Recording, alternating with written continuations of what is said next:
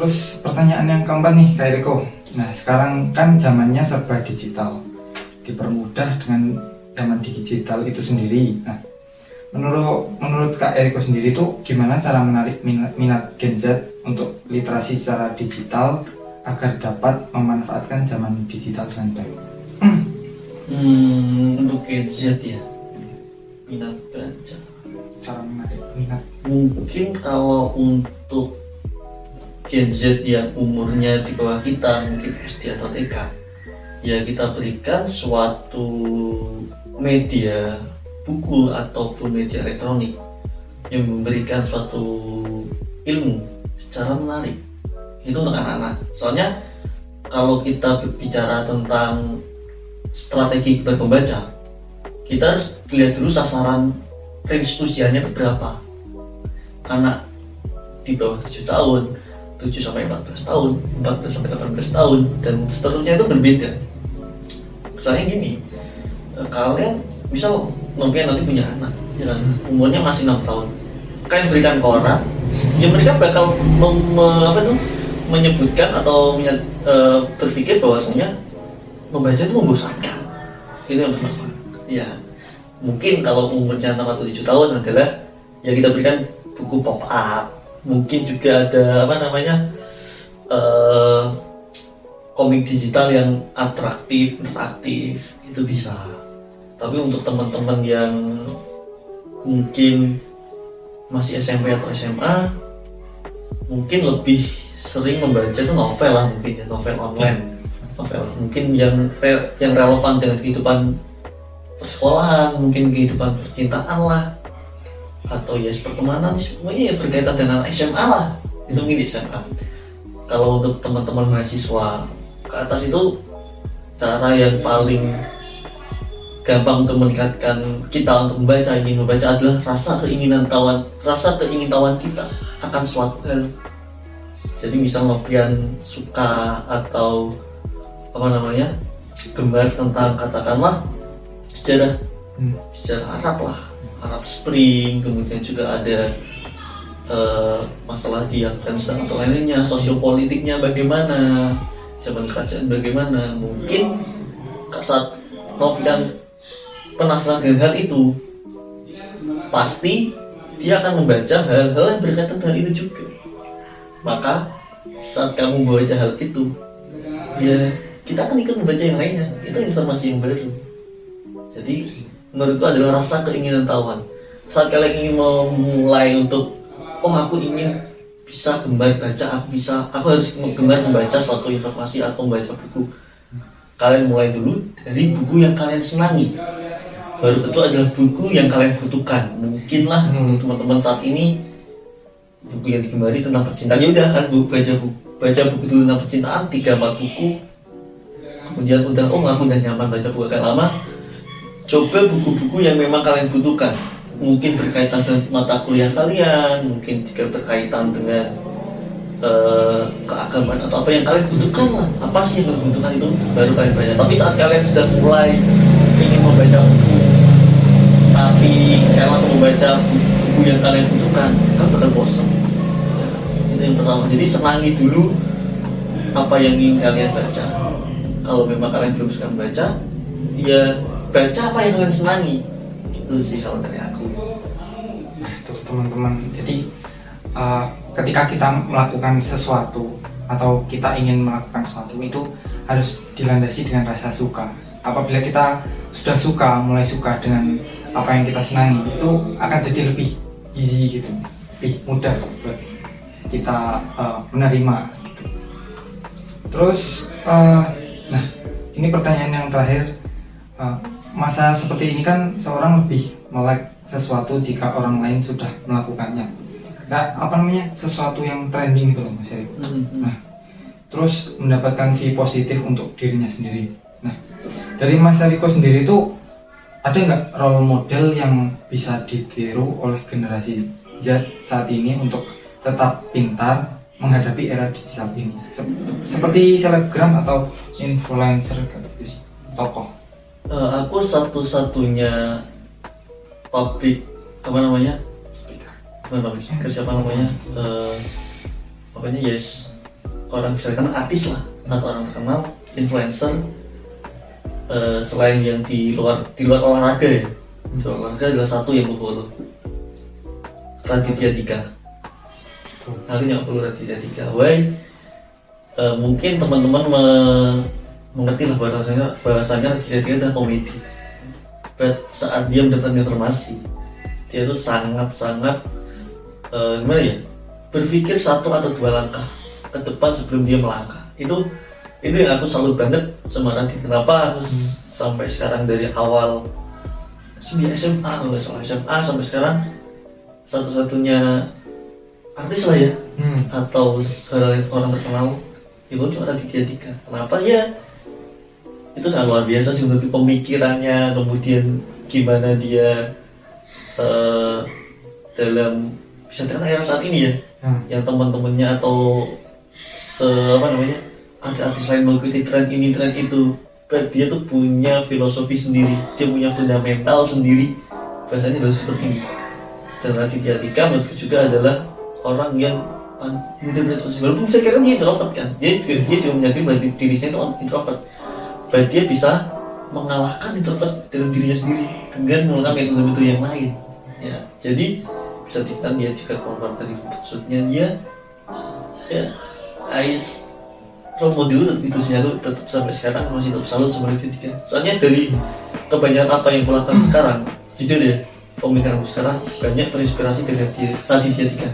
Kalau orang yang masih hidup saat ini, maksudnya ya yang teman-teman semua kenal. Kalau yang lainnya ya ada, itu di masa lalu lah, orang-orang masa lampau. Kalau orang-orang masa ini menurut orang ya orang cerdas lah dia ya bang. Sama yang kedua mungkin yang sering ku ikuti diriku bisa dapat tidak sesering Raditya Dika,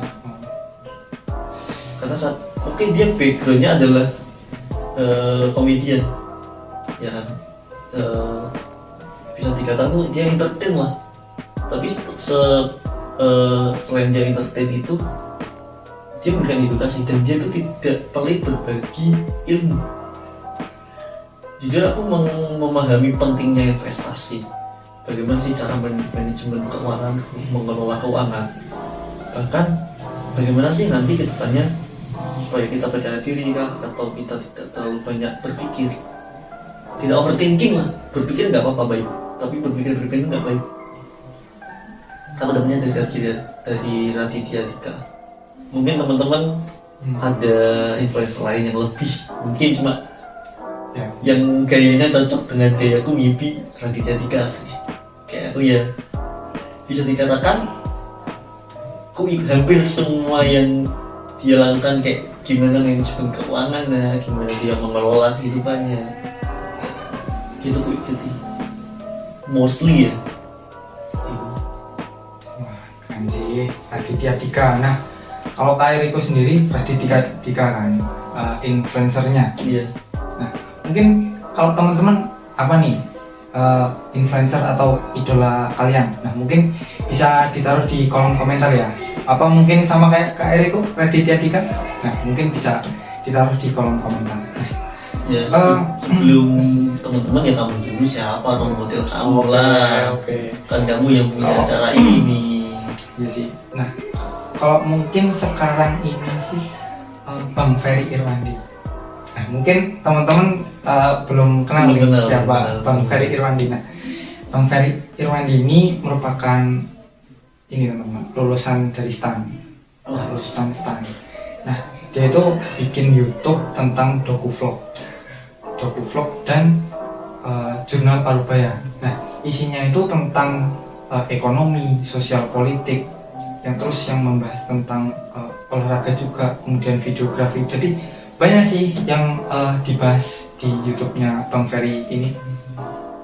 Nah, terus juga pemikirannya itu juga luar biasa sih ke depan gitu. Pikirannya maju, terus up to date juga Siko. Nah, mungkin teman-teman kalau kepo sama Bang Ferry Irwandi mungkin bisa cek di YouTube-nya Ferry Irwandi. Ini tuh sih warga sipil ya, hashtag warga sipil kalau sama Bang Ferry Irwandi. Mungkin itu sih kalau role model dari publik itu sih. Mungkin itu aja sih pertanyaan yang dapat aku sampaikan ke Kak Eriko juga, mungkin di penghujung waktu ini ada nggak sih pesan-pesan dari Kak Eriko buat teman-teman semua biar literasi di Indonesia ini terutama generasi Z dari generasi itu gini? Pesan ya. Pesan. Kalau pesan sih apa ya? Oke, aku paham. Kurangi durasi membaca, tapi berbanyaklah bisa kan baca ya. Aku agak susah mengatakannya, mungkin aku analogikan aja lah ya. Bisa dikatakan kalau kita ibaratkan buku itu adalah makanan, kalian jangan makan sekali tempo dengan banyak, dan sedikit demi sedikit ya. Quality dan kuantitas ya. Mungkin teman-teman kalau ingin membaca ya itu, saat kalian ingin membaca langsung 10 halaman atau mungkin satu buku penuh dalam satu hari, kan bakal jenuh. Jadi senangi dulu perlahan-perlahan. Kalau teman-teman ingin membaca ya ini ya, ilmunya membaca gitu, sedikit-sedikit demi sedikit, lama-lama tak terbiasa. Karena membaca itu adalah habit, kebiasaan. Kebiasaan itu tidak dibentuk dalam satu malam ya, itu perlu lama. Dan cara terbaik untuk membaca adalah saat kalian membaca sesuai dengan kondisi hati kalian. Mungkin teman-teman yang galau baca novel-novel yang tentang galau, bisa dikatakan Darka atau mungkin hujan, aku lupa apa ya sebenarnya, aku pernah baca ya. Kalau Darka aku baca sih. Mungkin anak, kalau ya teman-teman yang sedang merantau mungkin bisa baca anak rantau. Ada anak coba rantau itu dibaca teman-teman. kemudian juga ada, aduh lupa. Yang mungkin teman-teman yang sedang awal-awal ingin mencoba untuk membaca, ini dari sudut pandangku ya. Dari perspektifku adalah kalian coba baca bukunya Firsa Besari 11-12 atau Garis Waktu. Menurutku Garis Waktu dulu, karena Garis Waktu itu dan spesies itu part per partnya itu ada yang tidak 100% nyambung. Jadi setiap chapter itu punya cerita masing-masing. Jadi teman-teman gak bakal bosan nanti baca itu. Nanti saat itu kalian nanti bisa merembet ke ke buku-buku lain, novel dulu kan, nanti tiba-tiba menjadi ke mungkin hal atau novel yang ceritanya tentang berkaitan dengan histori kita. Oh iya, teman-teman mungkin saat kalian baca buku juga pelajarilah, tidak semuanya itu baik. Mungkin saat kalian membaca buku atau membaca informasi, apabila ada yang baik diambil, apabila ada buruk dibuang. Jangan semuanya diambil ya. Soalnya jujur aku sering membaca buku-buku yang berhaluan kiri. Aku bukan orang kiri. Ya, aku baca itu cuma aku memang penasaran tentang hal itu. Aku jujur penasaran. Ya, aku penasaran. Oh, apa sih sebenarnya yang terjadi? Nah, tapi hal-hal yang baik yang bisa aku ambil, aku ambil. Dari hal buruk yang aku ambil. Gak salah kita membaca semuanya, itu gak salah. Yang salah adalah kita saat menerima semua hal yang kita baca. Itu yang gak baik. Karena tidak semua hal yang kita baca itu bisa kita terapkan di kehidupan kita. Itu sih. Sama ini, jangan lupa hal yang penting itu dicatat dan diterapkan teman-teman. Benar. Saat kuliah, cara terbaik untuk menghafal adalah menulis. Benar-benar menulis. Aku udah coba sih dari kemarin. Kalau menulis itu udah sama dengan membaca teman. Jadi selama dosen menjelaskan atau menerangkan sesuatu yang penting, nah, yang nggak ada di materi, mungkin teman-teman bisa catat. Nah, mungkin itu salah satu tips dari aku buat teman-teman yang kesulitan dalam memahami materi. Itu aja sih. Betul ya, setuju. Mungkin sekian podcast yang dapat aku sampaikan bersama Kak Eriko selaku narasumber. Kita akhiri dengan doa kafaratul majelis. Subhanakallahumma wa bihamdika asyhadu an la ilaha illa anta astaghfiruka wa atubu ilaik. Sekian dari aku, sampai jumpa di podcast selanjutnya. Wassalamualaikum warahmatullahi wabarakatuh. Oke.